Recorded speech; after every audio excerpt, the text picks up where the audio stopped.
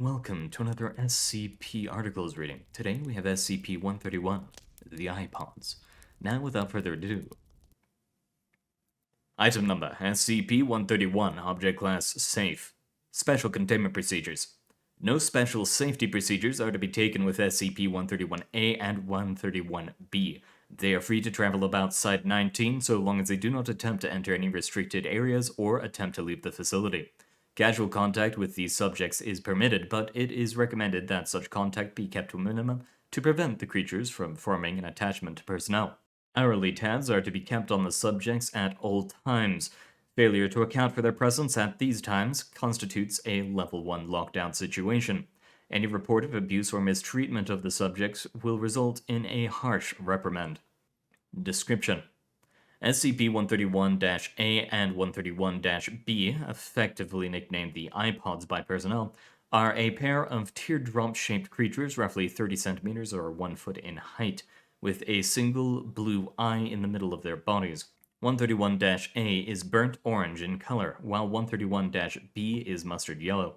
At the base of each creature is a wheel-like protrusion which allows for locomotion, suggesting that the creatures may be biomechanical in origin. These subjects can move surprisingly fast, covering over 60 meters or 200 feet in a matter of seconds. These subjects, however, lack a braking system, which has led to some rather spectacular, if not overly amusing, mishaps involving the creatures. These subjects have also shown the ability to climb sheer surfaces and have gotten lost in the air vents on more than one occasion. These subjects seem to have the intelligence of common house cats and are insatiably curious. Most of the time they simply roll around the facility, observing personnel at work and catching peeks at other safe-class SCPs. These subjects seem to be able to communicate with each other via an untranslatable high-pitched babbling. These subjects have never been observed to blink, even in laboratories where the subjects have been videotaped for over 18 consecutive hours. These subjects seem to respond well to any affection given to them and will quickly bond to the giver of said affection, much in the same way a puppy bonds with a human being. They will follow anyone or anything they've made a bond with anywhere, even into normally restricted areas.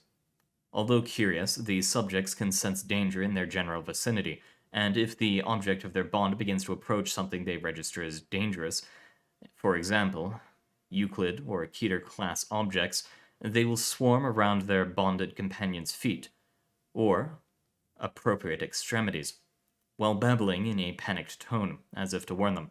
Because of the daily dangers faced by Site-19 staff in dealing with Euclid and Keter-class objects, it is recommended that staff avoid making attempts to bond with the subjects, as it can pose a distraction during delicate operations and experiments and may pose a danger to the subjects themselves.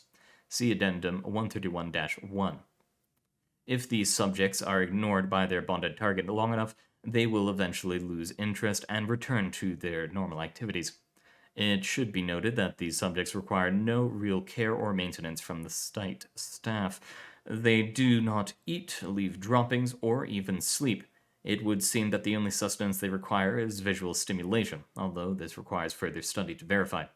Subjects 131-A and 131-B were found in a cornfield outside Data redacted in the 1900s, where they were promptly transported to Site-19 via data redacted and were then downgraded to Safe Class and given free rein across the site once it became clear that they were not broadcasting what they saw to any hostile foreign powers. Addendum 131-1.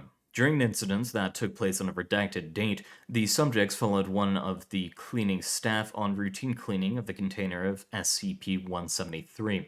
After their normal attempts to warn the cleaner of the dangers were ignored, the creatures rushed into the container in front of him and the other two personnel on duty. Once inside, the staff members observed the subject sitting in front of SCP-173 and watching it intently, as if aware that it could only move if unobserved.